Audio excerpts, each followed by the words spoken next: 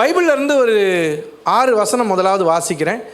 அந்த ஏன்னா பைபிள் எல்லா விதத்திலும் போதனைகள் கொடுக்குறது. சிலர் நினைப்பாங்க பைபிள் வெறும் ஏசாமி பற்றி சொல்லுது, ரட்சிக்கப்படணும், பரலோகம் போகணும் அப்படின்னு ஒரு கிறிஸ்தவ மத போதனை அப்படின்னு நினைப்பாங்க. பைபிளை குறித்து இல்லை, அது முழுமையான ஒரு பரிபூர்ணமான ஒரு வாழ்க்கைக்கு தேவையான ஆலோசனைகள். குறிப்பாக குடும்பத்தை கடவுள் ஏற்படுத்தினார், குடும்பத்தை கடவுள் நேசிக்கிறார், குடும்பத்துக்கு ஏற்ற அநேக ஆலோசனைகளை பார்க்குறோம். யாத்திராகமம் 20:12, உன் தேவனாகிய கர்த்தர் உனக்கு கொடுக்கிற தேசத்திலே உன் நாட்கள் நீடித்திருப்பதற்கு உன் தகப்பனையும் உன் தாயையும் கனம் பண்ணுவாயாக. நீ ரொம்ப நாள் வாழணுன்னா காலையில் வாக்கிங் போ, நல்லது தான், வாக்கிங் போங்க. இன்றைக்கி என்னென்னமோ டயட் வருது, என்னென்னமோ எக்ஸசைஸ் வருது. ஆனால் இது எத்தனையோ 1000 வருஷத்துக்கு முன்னாடி ஆண்டவர் கொடுத்த ஒரு சிம்பிள் எக்ஸசைஸ். என்ன பண்ணு, ரொம்ப நாள் உயிரோடு இருக்கணும்னா அப்பாவையும் அம்மாவையும் கனம் பண்ணு. சரி, இதே காரியத்தை பவுல் எபேசு சபைக்கு எழுதும் போது எடுத்து சொல்கிறார். எபேசியர் 6:1-2-3, பிள்ளைகளே உங்கள் பெற்றாருக்கு கீழ்ப்படியுங்கள், கர்த்தருக்குள் கீழ்ப்படியுங்கள், இது நியாயம். ஸோ கீழ்ப்படிதல்னு சொல்லும்போது பவுல் ஒரே ஒரு ஆண்டவருக்கு உட்பட்டு கீழ்ப்படிங்க. ஆண்டோடைய வார்த்தைக்கு புறம்பான சில காரியங்களை பெற்றோர் சொன்னால் நீங்கள் கீழ்ப்படியணும்னு அவசியம் இல்லை. ஆனால் பெற்றோருக்கு கீழ்ப்படியுங்கள், இது நியாயம். உனக்கு நன்மை உண்டாயிருப்பதற்கும் பூமியிலே வாழ்நாள் நீடித்திருப்பதற்கும் உன் தகப்பனையும் உன் தாயையும் கனம் பண்ணுவாயாக என்பதே வாக்குத்தத்தம் உள்ள முதலாம் கற்பனையாய் இருக்கிறது. So first commandment with a promise. அதாவது இதை நீங்கள் வாங்கினீங்கன்னா பை 1 get 1 மாதிரி.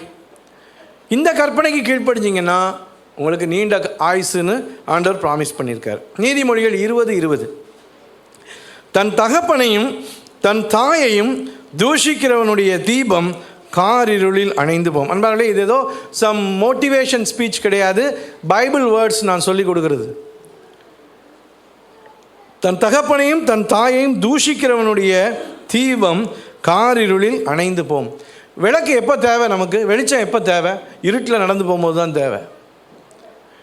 இருட்டில் நடந்து போகும்போது வெளிச்சம் டக்குன்னு விளக்கு அணைஞ்சு போயிடுமா? யாருக்கு? தகப்பனையும் தாயையும் தூஷிக்கிறவனுக்கு. இன்றைக்கி எத்தனையோ பிள்ளைங்க, வளர்ந்தவங்க, வாலிபர்கள் அப்பா அம்மாவை அவ்வளோ தூஷிக்கிறாங்க. இன்னும் பெற்றோர் ரிட்டையர் ஆன பிறகு, வயதான பிறகு, முதியோர் ஆன பிறகு, பலவீனமான பிறகு, இந்த கிளம் இருக்குதே, அது இது, நீ நான் வா போ, அப்படிப்பட்ட மரியாதையற்ற வார்த்தைகள், தூஷிக்கிற வார்த்தைகள். யாராக இருந்தாலும் சரி, தகப்பனையும் தாயையும் தூஷிக்கிறவனுடைய தீபம் காரிருளில் அணைந்து போம். நீதிமொழிகள் 23:22, உன்னை பெற்ற தகப்பனுக்கு செவிகொடு, உன் தாய் வயது சென்றவளாகும்போது அவளை அசட்டை பண்ணாதே. உன்னை பெற்ற தகப்பனுக்கு செவிகொடு. தோளுக்கு மேலே வளர்ந்த உடனே அப்பா சொல்கிறத அவர் பேசிக்கிட்டே இருப்பார், கிளம்பி போயிட்டே இருப்பாங்க பிள்ளைங்க. ஒன்றை தான்டா சொல்கிறேன், காதலே வாங்க மாட்டாங்க. அப்படியே போய் செருப்பு போடுவாங்க, மாட்டுவாங்க, ஷூ மாட்டுவாங்க. கேட்குதா இல்லையா?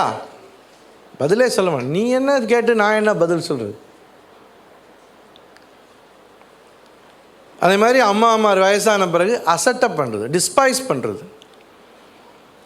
1 தீமோத்தேயு 5:8, பவுல் தன்னுடைய ஆவிக்குரிய மகனாகிய தீமோத்தேயுக்கு சொல்கிறார். அவன் சபை தலைவனாகவும் இருந்தபடியினால், ஒருவன் தன் சொந்த ஜனங்களையும் விசேஷமாய் தன் வீட்டாரையும் விசாரியாமல் போனால் அவன் விசுவாசத்தை மறுதளித்தவனும் அவிசுவாசியிலும் கெட்டவனுமாயிருப்பான். ஏசாமி வாழ்ந்த காலத்தில் சில பரிசேயர்கிட்ட சொன்னார், நீங்கள் ஆண்டவருடைய ஆலயத்துக்கு காணிக்கை இதை எதை கொடுத்துட்டா போதுன்றீங்க. அவன் காணிக்கையை கொடுத்துட்டு வீட்டில் அப்பா அம்மாவை கவனிக்க மாட்டேன்றான், அதை பற்றி நீங்கள் கண்டுக்கிறதே இல்லை. அவன் அவிசுவாசியை விட கேடு கெட்டவன். இங்கே பவுல் சொல்கிறார். ஏசாமி அதை கண்டம் பண்ணார். அந்த சிலருக்கு பார்த்திங்கன்னா சபையில் நல்ல பேர் இருக்கும், சர்ச்சில் நல்ல பேர், எல்லாரையும் ரொம்ப மரியாதையாக பேசுவாங்க, எல்லாருக்கும் ரொம்ப ரெஸ்பெக்ட் கொடுப்பாங்க. ஆனால் வீட்டில் அப்பா அம்மாவை மதிக்க மாட்டாங்க. நீதிமொழிகள் 30:17, தகப்பனை பரியாசம் பண்ணி தாயின் கட்டளையை அசட்டை பண்ணுகிற கண்ணை நதியின் காகங்கள் பிடுங்கும், கழுகின் குஞ்சுகள் தின்னும். தகப்பனை பரியாசம் பண்ணி தாயின் கட்டளை அசட்டை பண்ணுகிற கண்ணை நதியின் காகங்கள் பிடுங்கும் கழுகின் குஞ்சுகளுக்கு தின்னும். இது ரொம்ப ஆக்ரோஷமாக எழுதப்பட்டிருக்கு. ஆனால் it literally was fulfilled in Samson's life. சிம்சோனுடைய வாழ்க்கையில் அப்படியே நடந்துச்சு. அவனுடைய கல்யாண காரியம்னு வரும்போது அப்பா அம்மாவுக்கு அவங்க சொல்கிறாங்க, நம்ம இதுதான் ஆண்டவர் நமக்கு கொடுத்துருக்குற வழிகள், நீ இதை மீறி உன் சொந்த ஆசைக்கு இணங்க நீயா அப்படி சூஸ் பண்ணாத. அவன் அதை காதிலே வாங்கிக்கல. கடைசியாக கண்கள் பிடுங்கப்பட்டவனாக, பலமிழந்தவனாக, பரிதாபமான ஒரு மரணத்துக்குள்ளாக போனான். அதனால இந்த பைபிளில் நிறைய வசனம் இருக்குது. ஒரு 6 வசனம் நான் உங்களுக்கு வாசித்து காண்பித்தேன். 6 passages. ஏன் அப்பா அம்மாவை கனம் பண்ணணும்? குடும்பங்கிறத கடவுள் ஏற்படுத்தினார். ஆண்டவர் உங்களை கவனிக்கிறதுக்கு அவங்கள தான் பொறுப்பாக வச்சுருக்கிறார். அதனால நல்லா யோசித்து பாருங்கள். ஒரு கல்யாணத்தில் ஆண்டவருடைய சித்தத்தை செய்தவங்களாகவே இருந்தாலும் அந்த சித்தத்துலேயும் அந்த தெரிந்து கொள்ளுதலையும் நம்ம ஜெபம் பண்ணி முடிவெடுத்தோம். நம்முடைய சாய்ஸ்னு அங்கே ஒன்று இருக்குது. பெற்றோர் ஜெபம் பண்ணி முடிவெடுத்தாங்க. ஆனால் நம்ம எந்த கருவில் நம்ம பிறக்கணும், எந்த குடும்பத்தில் எந்த தகப்பனுக்கு எந்த தாய்க்கு நம்ம குழந்தையாக பிறக்கணும்னு முழுக்க தீர்மானித்தது ஆண்டவர். அப்போ கடவுள் ஒருத்தரை நம்பி உங்களை என்னையும் ஒப்படைச்சிருக்கிறார். அப்போ பெற்றோரை கனம் பண்ணோன்னா கடவுளை கனம் பண்ணுற மாதிரி. சரி, கடவுள் எனக்கு ஒரு நல்ல பெற்றோரை கொடுத்துருக்கிறார். ஒருவேளை பேரண்ட்ஸ் கூட இல்லாமல் இருக்கலாம். கடைசியாக எப்போ உங்கள் அம்மாவுக்கோ உங்கள் அப்பாவுக்கோ நீங்கள் ஃபோன் பண்ணி பேசுனீங்க? சிலர் ஒருவேளை தனியாக இருக்கலாம், ஒரு விதவையாக இருக்கலாம், ஒரு விடோவராக இருக்கலாம், அப்பா தனியாக இருக்கலாம். சில நேரம் ஃபோன் பண்ணும்போது அவசரமாக எடுத்து, என்ன சீக்கிரம் சொல்லுங்கள், வையுங்க அப்புறம் பேசுகிறேன். அநேக பிள்ளைங்க அவங்களுக்கு நாள் பூரா வேறு வேலை கிடையாது. பிள்ளைகிட்டேருந்து ஒரு ஃபோன் வராதான்னு எதிர்பார்ப்பாங்க. இவங்க ஒரு 3 நாள் கூட ஃபோன் பண்ணுறது கிடையாது. என்னைக்காவது ஒரு நாள் அவங்க ஃபோன் பண்ண அவங்களுக்கு தெரியாது. நீங்களும் பைக்கில் அப்போவுமே பொறுமையாக சொல்லலாம், நான் பைக் ஓட்டிகிட்டு இருக்கேன் அப்புறம் பேசுகிறேன். அன்பாலே ஆண்டவருடைய வசனம் தெளிவாக சொல்லுது. நம்ம உண்மையிலே குடும்பத்தை எப்படி விசாரிக்கிறோங்கிறது முக்கியம். நம்ம விசுவாசத்தோடு அது சம்மந்தப்பட்டது. Speaking to them with respect. பெற்றோரிடத்தில் மரியாதையோடு பேசுவது. நம்ம எப்படி பெற்றோர் நல்லா கவனிச்சுக்கோங்க. இன்றைக்கி நீங்கள் உங்கள் அப்பா அம்மாவை எப்படி மதிக்கிறீங்களோ அப்படி தான் உங்களுக்கு நாளைக்கு உங்கள் பிள்ளைங்க மரியாதை கொடுக்கும். ஒரு வீட்டில் பாவம், அந்த நல்ல வசதியான வீடு தான், இவங்கெல்லாம் நல்ல பிளேட்டில் சாப்பிடுவாங்க. அந்த பாட்டிமா அப்பாவுடைய அம்மாவுக்கு மட்டும் அலுமினிய தட்டு, அதில் தான் சாப்பாடு, நாய்க்கு சாப்பாடு வைக்கிற மாதிரி. திடீர்னு ஒரு நாள் பார்த்தா அலுமினிய தட்டை காணும். உடனே தேடுறாங்க, யார் மருமகா தேடுறாங்க, ஐயோ காணுமே. உடனே என்ன தேடுறீங்க அப்படின்னு பையன் கேட்டான்.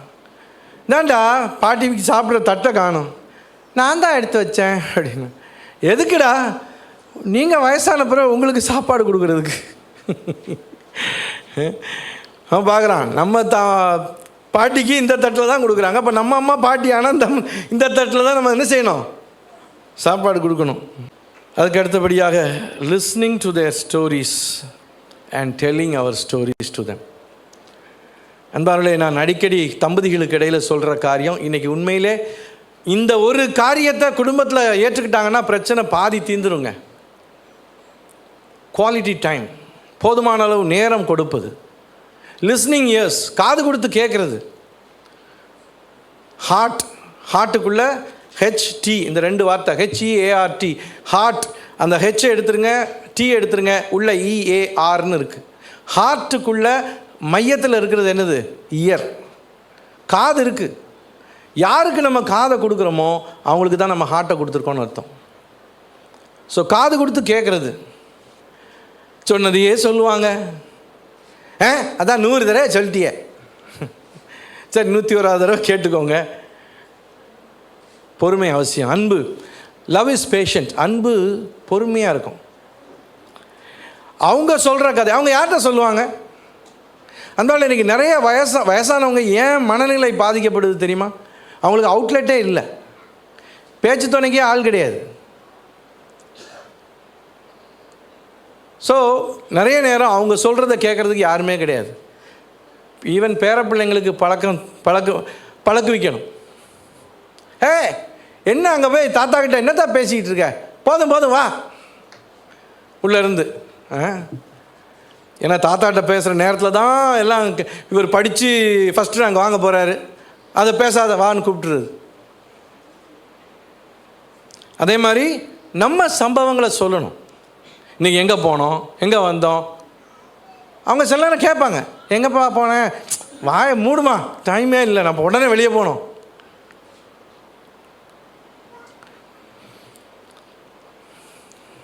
ஏன்னா இட் ஸ்பீக்ஸ் அ லாட். இதுதான் அவங்களுக்கு வந்து உங்கள் லைஃப்பில் நீங்கள் எவ்வளோ அவங்களுக்கு இடம் கொடுக்குறீங்க, அவங்கள எவ்வளோ வேல்யூ பண்ணுறீங்க, எவ்வளோ ரெஸ்பெக்ட் பண்ணுறீங்கன்னு அவங்களுக்கு கற்றுக் கொடுக்குறது.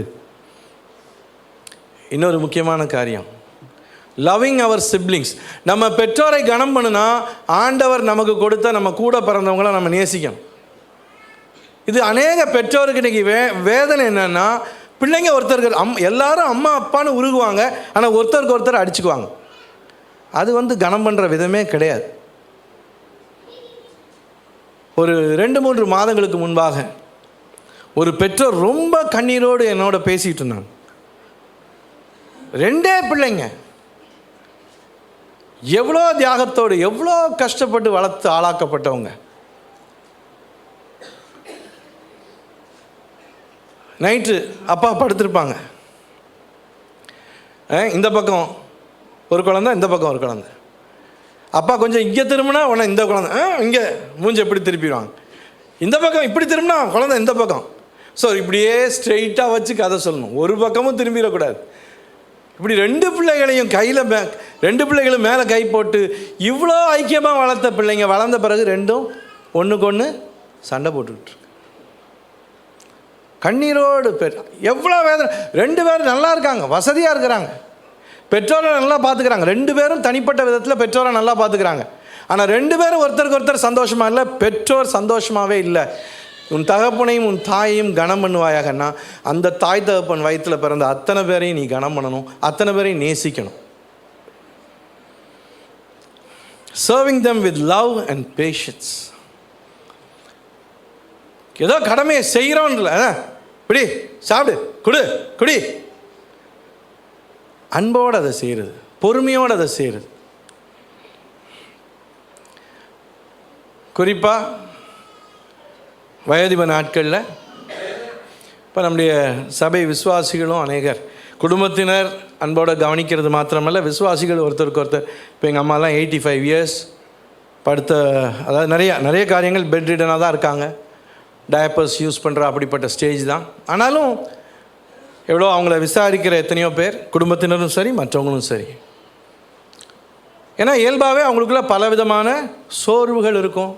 நம்ம அடுத்தவங்களுக்கு பாரமாக இருக்கிறவன் அவங்களே சொல்லுவாங்க, நான் அவங்களுக்கெல்லாம் பாரமாக இருக்கிறேனே தெரியுதில்ல, இப்படி சொன்ன என்ன ஆகும்? ஐயையோ அதெல்லாம் ஒன்றும் பாரமே இல்லை, அப்படியே யோசிக்காதீங்க. ஏங்க சின்ன குழந்தையா இன்றைக்கி டயப்பர்ஸ் இருக்குது, பேம்பர்ஸ் இருக்குது.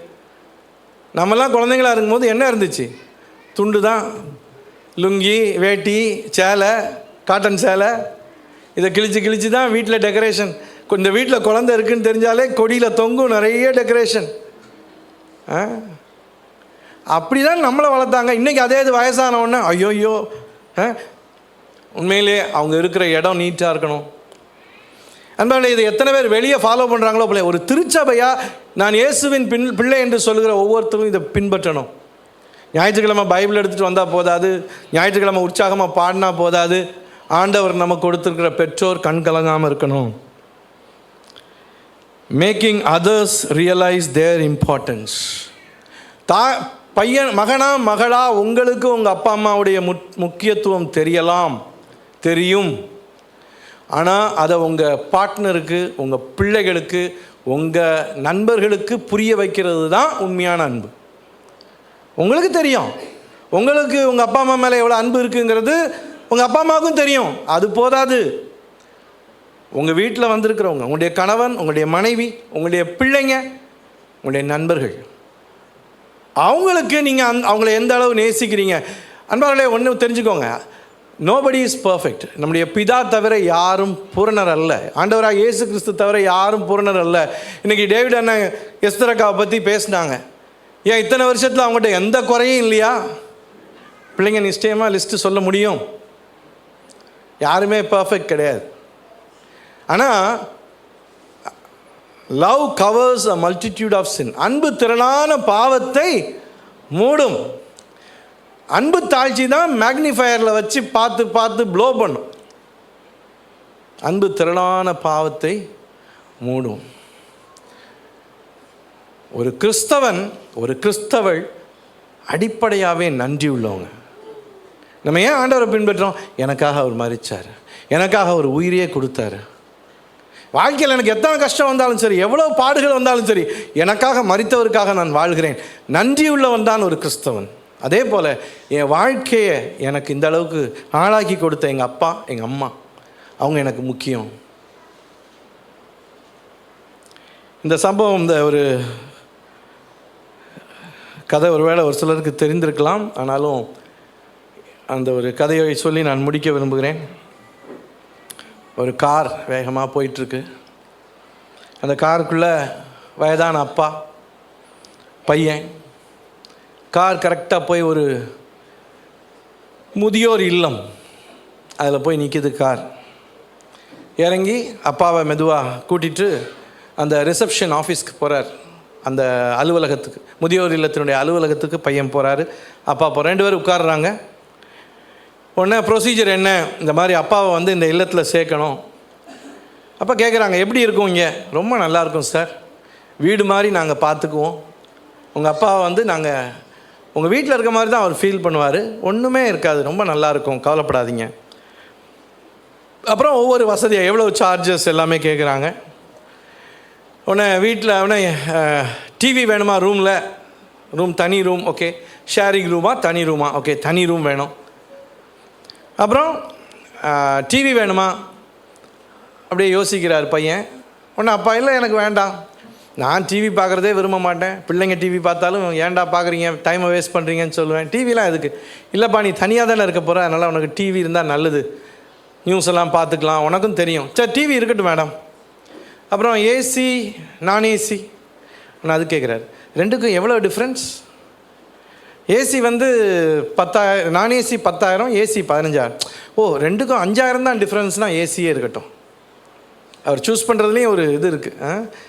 5,000 தான் டிஃப்ரென்ஸ்னால் அப்போ ஏசியே இருக்கட்டும், ஓகே 15,000 அதுக்கு.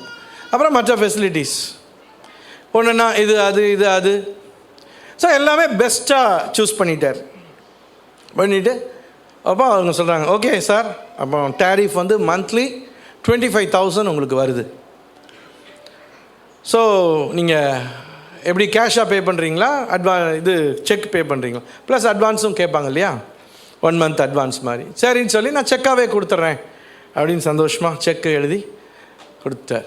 இந்த அப்பா எல்லாம் அமைதியாக பார்த்துட்டு அப்புறம் சரி அப்பா சொல்கிறாரு, அப்பா நீங்கள் இரு, நான் போய் உன் லக்கேஜ் எல்லாம் எடுத்து வந்துடுறேன். ஸோ போய் லக்கேஜை டிக்கிலேருந்து திறக்கும் போது ட்ரிங்னு ஃபோன் அடிக்குது. எடுத்தான், எங்கே சேர்த்துட்டிங்களா? சேர்த்துட்டேன். எப்படி இருக்குது ரூமு? நல்லா தான் இருக்குது, நல்ல இதாக தான் சேர்த்துருக்கேன், டிவி ஏசி எல்லாத்தோட சேர்த்துருக்கேன். அப்படியா, சரி. அப்புறம் இந்த பண்டிகை நாளுக்கெலாம் எப்படி அப்பா இங்கே வர்ற மாதிரியா இல்லை அங்கேயே இருக்கிற மாதிரியா? பண்டிகைக்கெலாம் நம்ம வீட்டுக்கு ஒரு நாள் வந்துட்டு போவார். இல்லை, நம்ம அப்போ இந்த ஸ்வீட்டு அதெல்லாம் செய்வோம், அப்பாவுக்கு வேறு சுகரு, ப்ளஸ் நம்ம வீடு எங்கே இருக்குது, இந்த ஹோம் எங்கே இருக்குது, ரொம்ப தூரம் இல்லை, அவர் கஷ்டப்படக்கூடாதுன்னு நான் பார்க்குறேன். சரி, அப்புறம் அந்த டாக்டர் நம்பரை கொடுத்துருங்க, அவருக்கு ஏதாவது அப்பப்போ இந்த மாதிரி பிரச்சனை வந்துச்சுன்னா அந்த எந்த டாக்டர் பார்ப்பாரோ அந்த டாக்டர் நம்பரையே அவங்கள்ட்ட கொடுத்துட்டு வந்துருக்காங்க அந்த முதியோர் இல்லத்தில். சரி அதுக்குள்ளே என்னென்னா இதெல்லாம் அப்பா அங்கே கேட்டுக்கிட்ட இருந்து கேட்டுக்கிட்டே இருக்கார். சரி நீ வை அப்படின்றார். ஆனால் ஃபோனை வச்சுட்டு அப்புறம் லக்கேஜெல்லாம் எடுத்து வராரு. பார்த்தா அங்கே அந்த ஃபாதர், ஒரு கேத்தலிக் ஃபாதர் தான் அந்த ஹோமை நடத்துகிறார். அவர் அப்படி வரும்போது இவங்க அப்பா அவரை க்ரீட் பண்ணி வாழ்த்துறாரு. 2 பேரும் கொஞ்சம் பேசிகிட்டு இருக்காங்க. உடனே ஒரு லக்கேஜ் எடுத்து வர்றாரு. எங்கள் அப்பாவும் ஃபாதரும் பேசிகிட்டு இருக்காங்க. உடனே அப்பா வாங்க போகலாம் அப்படின்னோடனே ஃபாதர் சொல்கிறாரு, அந்த அந்த ஆர்ஃபனேஜுடைய ஸ்டாஃப், அம்மா நீ ஐயாவுக்கு போய் ரூமை காட்டு, அப்பா நீங்கள் போங்க நான் லக்கேஜ் கொண்டு வரேன்னு சொல்கிறாரு. உடனே அப்பாவும் அந்த அம்மாவும் ரூமுக்கு போகிறாங்க. அப்போ அந்த பையன் கேட்குறான் ஃபாதர்கிட்ட, ஃபாதர் எங்கள் அப்பாட்ட நீங்கள் பேசிகிட்டு இருந்தீங்களே, உங்களுக்கு அவரை முந்தையே தெரியுமா? ஆமாம் தெரியும்ப்பா, ஒரு 30 வருஷத்துக்கு முன்னாடி இங்கே வந்து ஒரு அனாதை குழந்தைய தத்து எடுத்துகிட்டு போனார். அவனுக்கு பக்குன்னு இருக்கும். அந்த அனாதை இல்லத்தில் ஒரு அனாதை குழந்தையாக இருந்தவன் அந்த பையன். அந்த பையனை இவர் போய் தத்தெடுத்து வளர்த்து இன்றைக்கி அவன் என்ன ப்ரொஃபஷன் கேட்டால் நான் ஈவெண்ட் மேனேஜருமா அந்த வீடியோவில். ஸோ இன்றைக்கி பெரிய ஆளாக நல்லா சம்பாதிச்சிட்ருக்கான். அப்போ சொல்லுவாங்க, ஸோ ஒரு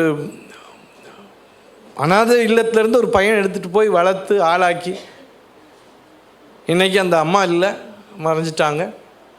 ஸோ இன்றைக்கி அவனுடைய இது ஒருவேளை அவன் எடுத்த முடிவாக இல்லாமல் இருக்கலாம்.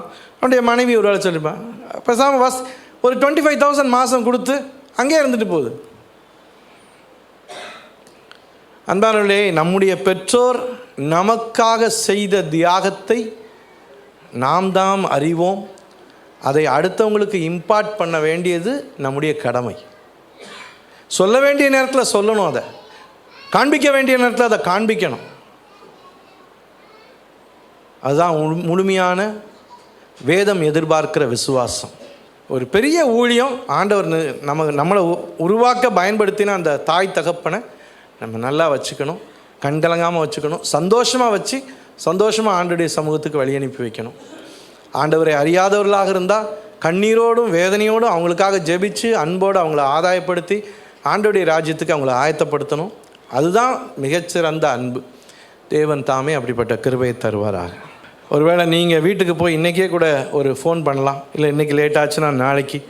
கடைசியாக அவங்க அம்மாட்ட அவங்க அப்பாட்ட எப்போ ஃபோன் பண்ணீங்க? ஏதோ அட்டெண்டன்ஸ் போடுறதுக்காக பேசுகிற ஃபோனில் கொஞ்சம் டைம் ஸ்பெண்ட் பண்ணி ஒரு 5 நிமிஷம் ஒரு 10 நிமிஷம் அவங்களோட பேசுகிற அந்த வார்த்தை, அவங்க அதை ஒரு வாரமாக யோசிச்சுக்கிட்டே இருப்பாங்க.